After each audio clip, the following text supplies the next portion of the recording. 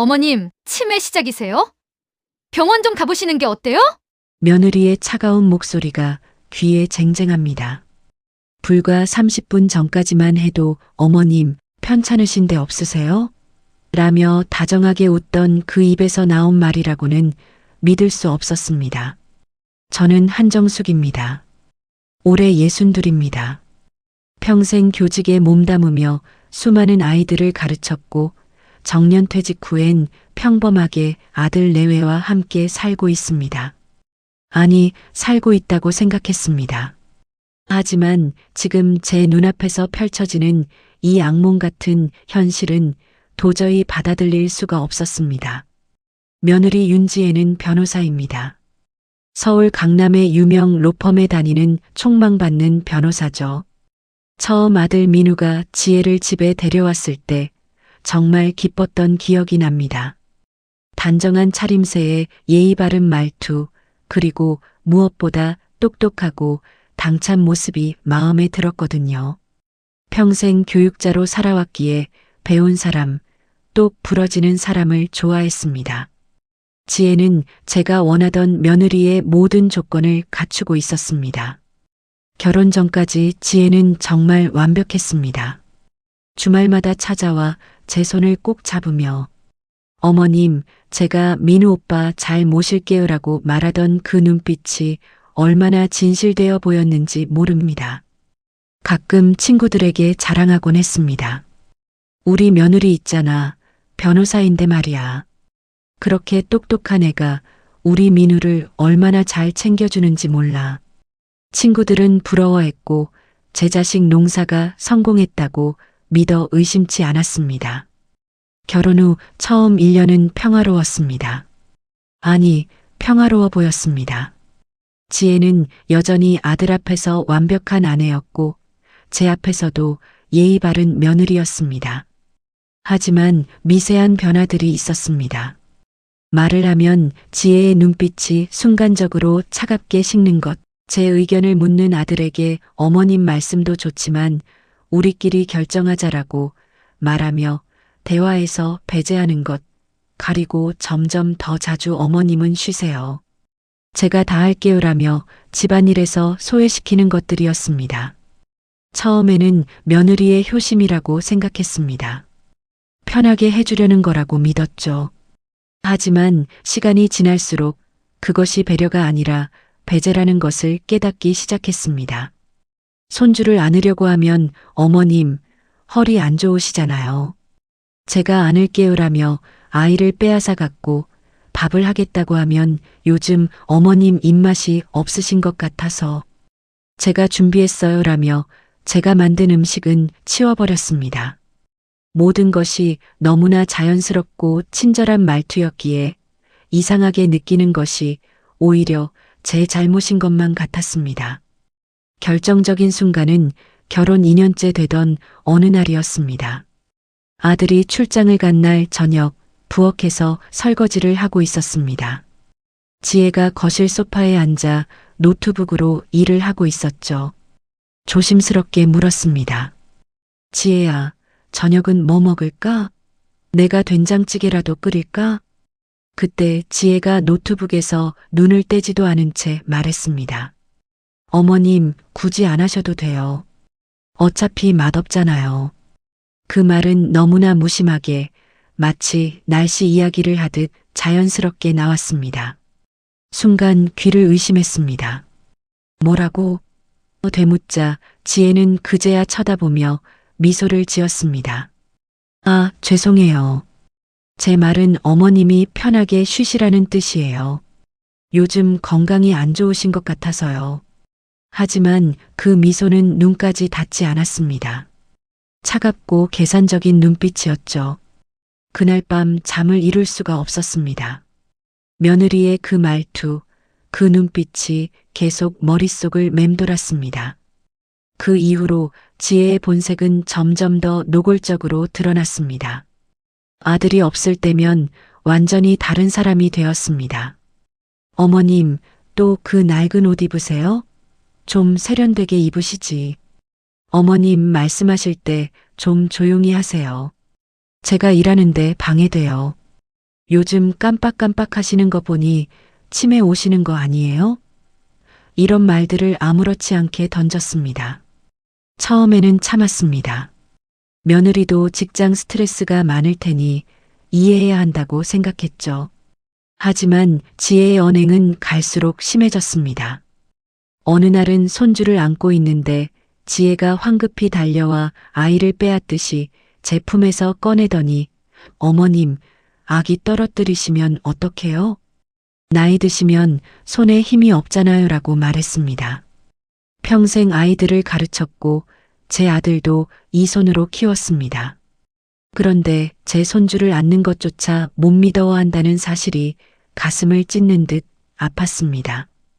더 참을 수 없었던 것은 식사 문제였습니다. 지혜는 점점 더 노골적으로 제가 만든 음식을 거부했습니다. 아들 앞에서는 어머님이 만들어주신 음식 정말 맛있어요 라고 말하면서도 제 등 뒤에서는 쓰레기통에 버리는 모습을 여러 번 목격했습니다. 한 번은 아침에 정성껏 끓인 미역국을 식탁에 올렸더니 지혜가 한 숟가락 뜨더니 얼굴을 찌푸리며 이게 뭐예요? 간도 안 맞고 비린내나요 라고 말했습니다. 그러고는 싱크대에 쏟아버렸습니다. 30년 넘게 그 레시피로 미역국을 끓여왔는데 처음으로 그런 말을 들었습니다. 극심한 스트레스에 시달리기 시작했습니다. 밤에 잠을 이루지 못했고 식욕도 사라졌습니다. 가슴이 답답하고 숨쉬기가 힘들었죠. 어느 날은 갑자기 심장이 두근거리고 식은땀이 흐르며 죽을 것 같은 공포가 엄습했습니다. 공황장애였습니다. 아들에게 말할 수 없었습니다. 며느리가 너무나 교묘하게 아들 앞에서는 완벽한 연기를 했기 때문입니다. 말하면 오히려 며느리를 괴롭히는 시어머니가 될 것 같았습니다. 결국 혼자 정신과를 찾아갔습니다. 담당 의사는 박준서 선생님이었습니다. 45살쯤 되어 보이는 차분한 인상의 의사였죠. 처음 진료실에 들어갔을 때 울음부터 터져 나왔습니다. 선생님, 저 미쳐가는 것 같아요. 며느리가 말을 잇지 못하고 흐느끼는 모습을 박 선생님은 조용히 기다려 주었습니다. 물 한 잔을 건네며 천천히 이야기해 보라고 했습니다. 그동안 겪었던 모든 일들을 쏟아냈습니다. 며느리의 이중적인 태도, 퍼붓는 모욕적인 말들, 그리고 아무도 믿어주지 않을 것 같다는 절망감까지. 박 선생님은 이야기를 매우 주의 깊게 들었습니다. 그리고 질문을 하기 시작했습니다. 며느리분이 정확히 어떤 말을 하던가요? 구체적으로 기억나시는 대로 말씀해 주세요. 그럴 때 다른 가족은 없었나요? 며느리분의 직업이 뭐라고 하셨죠? 며느리가 변호사라고 하자 박 선생님의 표정이 미묘하게 변했습니다. 계속 말했습니다. 선생님, 제가 이상한 건가요? 며느리가 저한테 치매 시작이세요? 라고 물어봐요. 제가 정말 치매인가요? 그때 박 선생님이 단호하게 말했습니다. 어머님은 치매가 아니십니다. 인지기능 검사를 해보겠지만 제가 보기엔 정상이십니다. 오히려 며느리분이 어머님을 심리적으로 학대하고 있는 것 같습니다. 그 말을 듣는 순간 눈물이 왈칵 쏟아졌습니다. 이상한 게 아니었습니다. 예민하거나 까다로운 시어머니여서가 아니었습니다. 박 선생님은 계속해서 말했습니다. 어머님, 이건 가스라이팅이라고 합니다. 상대방을 심리적으로 지배하고 조종하기 위해 현실을 왜곡하고 상대방이 자기 자신을 의심하게 만드는 학대 행위입니다. 며느리분은 법조인이시니 증거가 없으면 절대 인정하지 않을 겁니다. 절망적으로 물었습니다. 그럼 어떻게 해야 하나요? 증거도 없고 아들도 믿지 않을 텐데요. 박 선생님은 잠시 생각하더니 조심스럽게 말했습니다. 녹음을 하세요. 며느리분이 어머님께 하는 말들을 녹음하시는 겁니다. 최소 6개월은 기록하셔야 합니다. 그리고 제가 어머님의 정신 상태가 정상이라는 의사소견서를 써드리겠습니다. 처음에는 망설였습니다. 제 며느리를 몰래 녹음한다는 것이 떳떳하지 못한 일처럼 느껴졌거든요. 하지만 박 선생님은 단호하게 말했습니다. 어머님, 이건 자기 방어입니다. 어머님의 정신 건강과 인권을 지키기 위한 정당한 행위예요. 며느리분은 법률 전문가이기 때문에 더욱 교묘하게 증거를 남기지 않을 겁니다. 어머님이 직접 증거를 만들어야 합니다. 결국 고개를 끄덕였습니다. 그날 집에 돌아오는 길에 전자제품 가게에 들러 작은 녹음기를 샀습니다. 점원에게 사용법을 배우고 집에 와서 거실 화분 뒤에 조심스럽게 숨겼습니다. 그날부터 은밀한 기록이 시작되었습니다. 아들이 출근하고 며느리와 단둘이 남는 순간 녹음 버튼을 눌렀습니다. 처음 며칠은 아무 일도 없었습니다. 지혜도 눈치를 챈 건지 조심스러웠죠. 하지만 일주일쯤 지나자 다시 본색을 드러내기 시작했습니다. 어머님, 그 옷 좀 버리세요. 시골 할머니도 아니고 왜 그렇게 촌스럽게 입으세요? 어머님, 말씀 좀 조리 있게 하세요. 횡설수설하시니까 답답해 죽겠어요. 어머님, 방에서 냄새 나요. 노인 냄새요. 환기 좀 자주 시키세요. 이런 말들이 녹음기에 고스란히 담겼습니다. 한 달이 지나자 지혜의 언행은 더욱 노골적이 되었습니다. 쓸모없는 노인네가 집에서 뭐 하는 거예요? 그냥 방에 들어가 계시지. 어머님이 만든 음식은 정말 못 먹겠어요. 이게 음식이에요? 개밥이에요? 어머님, 치매 검사 받으러 가세요. 요즘 너무 이상하세요. 같은 말 100번씩 하시고 매일 이런 말들을 들으며 죽고 싶을 만큼 고통스러웠지만 녹음기를 생각하며 참았습니다.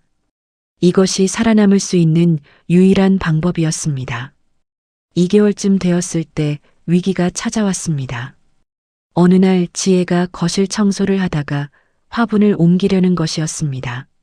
심장이 철렁 내려앉았습니다.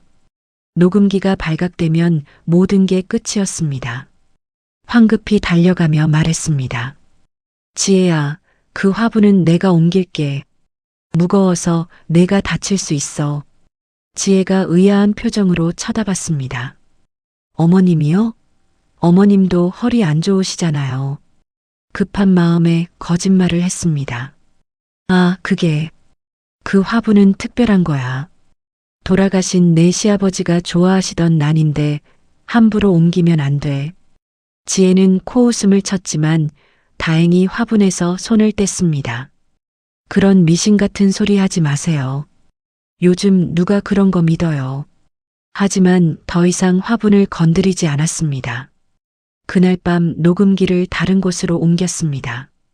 거실 책장 뒤쪽으로요. 가슴이 얼마나 두근거렸는지 모릅니다. 3개월쯤 지났을 때 가장 충격적인 사건이 있었습니다. 아들이 해외 출장을 가게 되어 일주일 동안 집을 비우게 된 것입니다. 불안했지만 어쩔 수 없었습니다. 아들이 떠난 첫날 밤 지혜는 저녁도 차려주지 않았습니다.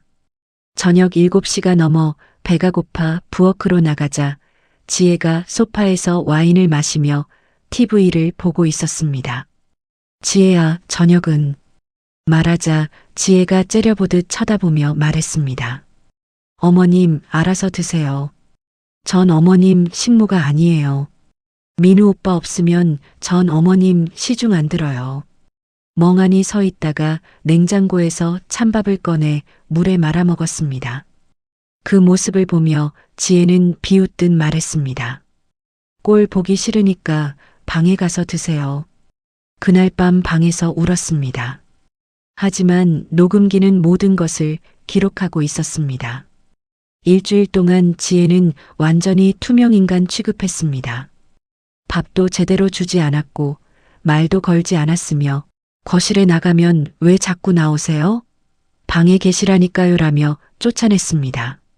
하루 한 끼도 제대로 먹지 못하고 방에만 갇혀 지냈습니다. 셋째 날에는 어지러워서 쓰러질 뻔했습니다. 화장실에 가려고 문을 열었는데 눈앞이 깜깜해지며 벽에 기대야 했죠. 지혜는 거실에서 그 모습을 보고도 그냥 고개를 돌렸습니다. 넷째 날 밤, 너무 배가 고파 몰래 부엌으로 내려갔습니다. 냉장고를 열고 뭐라도 먹으려는데 지혜가 나타났습니다. 어머님, 지금 뭐 하세요? 배가 고파서. 냉장고에 있는 건 제가 산 거예요. 어머님 드시려면 어머님이 사오세요. 그렇게 말하고는 냉장고 문을 닫아버렸습니다. 그날 밤 배를 움켜쥐고 눈물을 흘렸습니다. 하지만 녹음기가 있다는 생각에 버텼습니다. 아들이 돌아온 날 지혜는 다시 완벽한 며느리로 변신했습니다. 어머님, 오빠 없는 동안 많이 외로우셨죠? 제가 잘 챙겨드렸어요. 아들 앞에서 그렇게 말하는 지혜를 보며 소름이 돋았습니다. 거울을 보니 일주일 만에 몰라보게 야위어 있었습니다.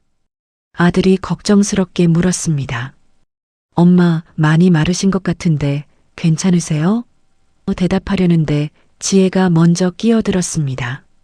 오빠, 어머님이 요즘 입맛이 없으셔서 제가 걱정이에요. 병원 한번 모시고 가볼까요? 그 순간 온몸에 소름이 돋았습니다. 며느리는 제가 굶주리게 만들어 놓고 아들 앞에서는 걱정하는 척을 하고 있었습니다. 입을 열려다 참았습니다. 아직 증거가 충분하지 않았으니까요. 박 선생님이 6개월은 녹음하라고 했으니까요. 5개월째 녹음기에는 수십 개의 파일이 쌓였습니다. 며느리의 폭언과 학대가 생생하게 담겨 있었습니다. 하지만 한 가지 더 필요한 게 있었습니다. 결정적인 증거였죠. 그것은 생각보다 빨리 왔습니다. 어느 날 지혜가 아들에게 문자를 보내는 것을 우연히 봤습니다. 휴대폰 화면이 환히 보였거든요. 오빠, 어머님 요즘 정말 이상해. 치매 검사 받아보시게 해야 할 것 같아. 나 혼자서는 감당이 안 돼. 아들의 답장이 왔습니다. 그래, 그렇게 심각해? 주말에 병원 알아봐야겠다. 지혜가 만족스럽게 웃으며 답장을 보냈습니다. 응, 빨리 조치해야 할 것 같아. 나도 힘들어. 그 순간 깨달았습니다. 며느리는 단순히 저를 괴롭히는 게 아니라 저를 치매 환자로 만들어 요양원에 보내려는 계획을 세우고 있었던 것입니다. 온몸이 부들부들 떨렸습니다. 6개월이 지났습니다. 박 선생님과의 정기 상담을 계속 받으며 녹음을 이어갔습니다. 마지막 상담에서 박 선생님은 모든 녹음 파일을 들어보더니 고개를 끄덕였습니다. 이제 충분합니다. 이 정도면 법적으로 노인학대와 가정폭력을 입증할 수 있습니다. 제가 의사소견서를 써드릴 테니 경찰서에 고소하세요. 떨리는 손으로 고개를 끄덕였습니다. 하지만 여전히 두려웠습니다. 며느리는 변호사였고 저는 그저 늙은 여자일 뿐이었습니다. 박 선생님은 변호사를 소개해 주었습니다. 노인 인권 전문 변호사인 김민지 변호사였습니다.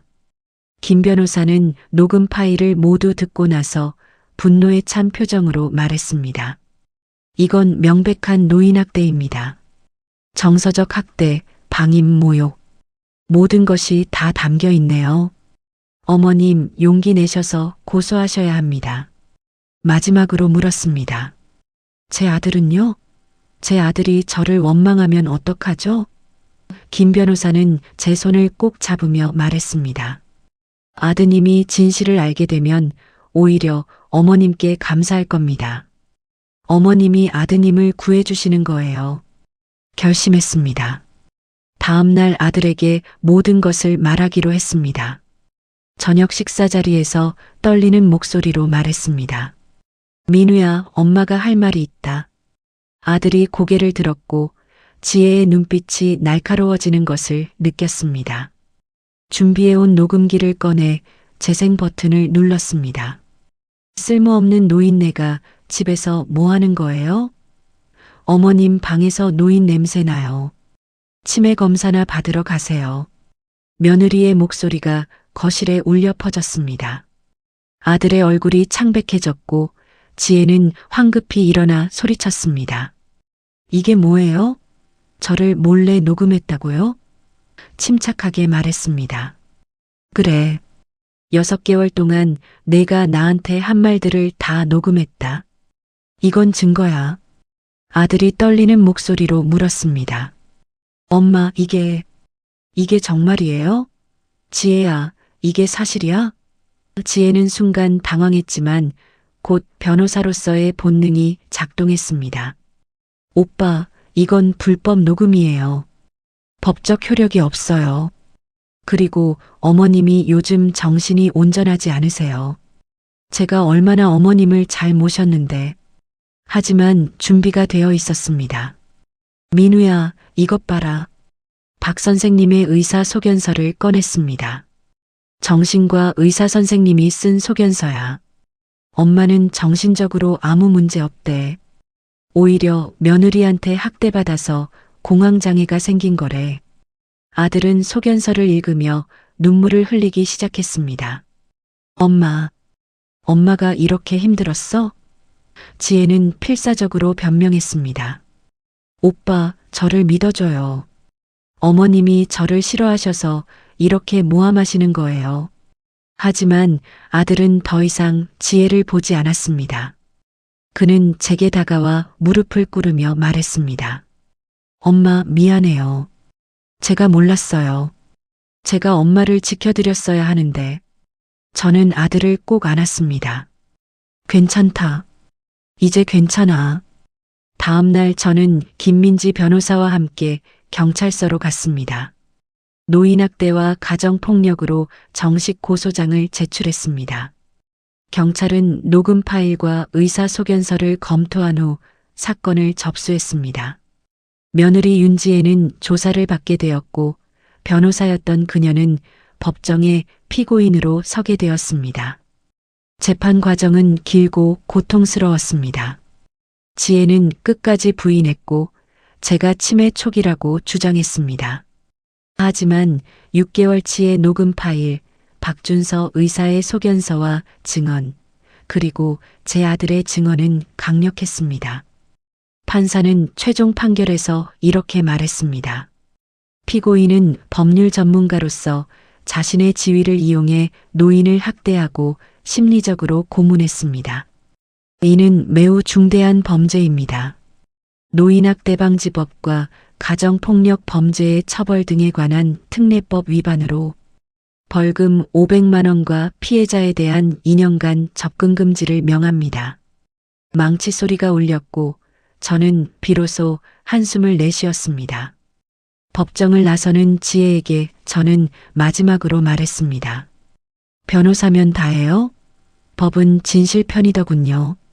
아들 민우는 곧 이혼 절차를 밟았습니다. 처음에는 괴로워했지만 시간이 지나며 진실을 받아들였습니다. 엄마, 제가 눈이 멀었어요. 지혜의 겉모습만 보고 속마음을 몰랐어요.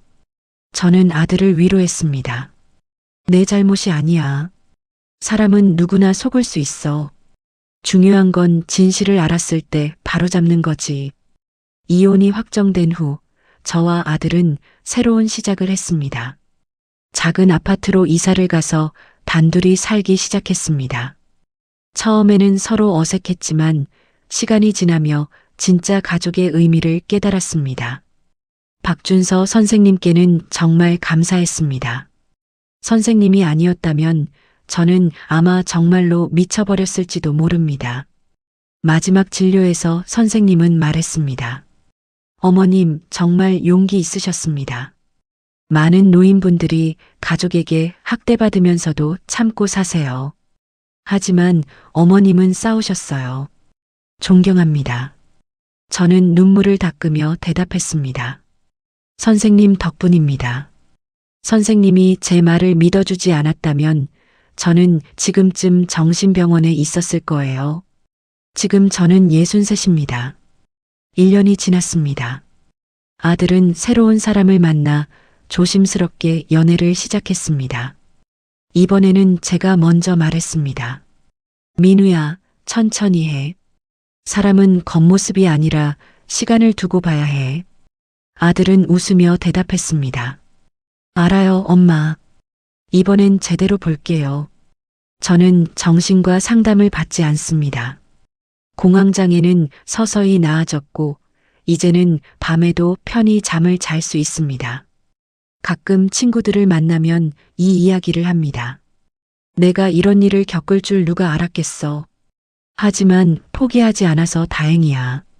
친구들은 제 손을 꼭 잡으며 말합니다. 정수가, 넌 정말 대단해. 용기가 대단해. 저는 이제 알아요. 나이가 들었다고 해서, 시어머니라고 해서 참고 견뎌야 하는 건 아니라는 것을요. 제 권리를 지키기 위해 싸운 것은 부끄러운 일이 아니었습니다. 오히려 제 인생에서 가장 용감한 선택이었습니다. 혹시 이 이야기를 듣는 분들 중에 비슷한 상황에 계신 분이 있다면 말씀드리고 싶습니다. 참지 마세요. 기록하세요. 그리고 도움을 요청하세요. 여러분은 혼자가 아닙니다. 오늘 제 이야기가 도움이 되셨다면 구독과 좋아요 부탁드립니다. 여러분의 응원이 더 많은 이야기를 나누는 힘이 됩니다. 감사합니다.